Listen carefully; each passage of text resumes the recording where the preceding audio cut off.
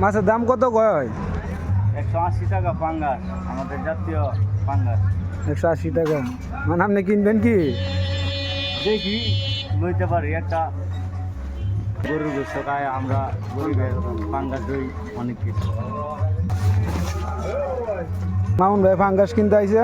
এই যে দেখেন ফাঙ্গাস, খুব সুন্দর মাছটি দেখতে, খুব তাজা। মামুন ভাই কিনতেছেন, দিয়ে কয় কেজি মাছ কিনে।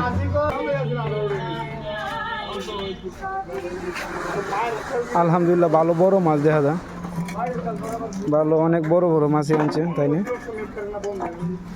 এই মাছটা বেশি হয়ে যায় ওজনে, তাই একটু ছোটোটা লইল। কম হয়।